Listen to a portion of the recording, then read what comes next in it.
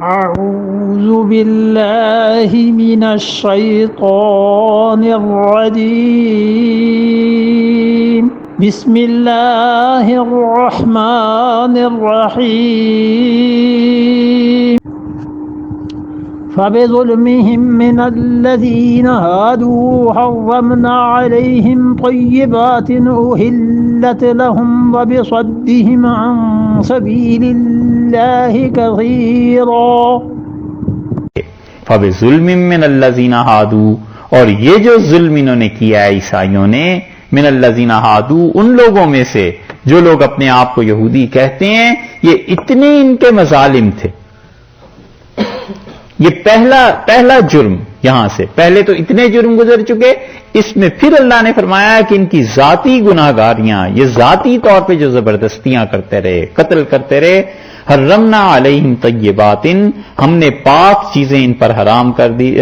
حرمنا علیہم طیبات احلت لہم، ان یہودیوں پر اللہ تعالی نے ان کے گناہوں کی پاداش میں کیا کیا؟ کتنی پاک چیزیں تھیں. احلت لہم، جو ان کے لیے حلال تھی، حرمنا علیہم، ہم نے ان پر حرام کر دی. یہ زیادتیاں تھیں جو کرتے رہے. ایک وَبِصَدِّهِمْ، اور ان کی دوسری چیز دیکھو، ان کی کتنی گمراہیاں تھیں جو ان کی ذات سے نکل کے متعدی تھیں، دوسرے لوگوں کو بھی خراب کر رہی تھیں.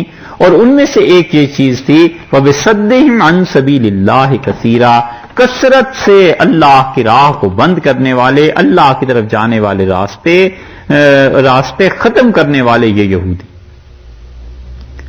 اوپر سے اب تک کتنی شرارتیں اللہ تعالی نے ذکر کی، اور یہاں پر پھر خدا نے ان کے متعلق کہا ہے عن سبیل اللہ کثیرا، خدا کی راہ سے کثرت سے روکنے والے. مفسرین نے 3 طرح اس کا ترجمہ یا تفسیر کی ہے. وہ کہتے ہیں کہ عن سبیل اللہ کثیرا یعنی بہت سی مخلوق کو اللہ کی راہ سے روکتے تھے. ایک یا یہ کہ ان لوگوں میں، یہودیوں میں، یہ بری عادت بہت زیادہ تھی.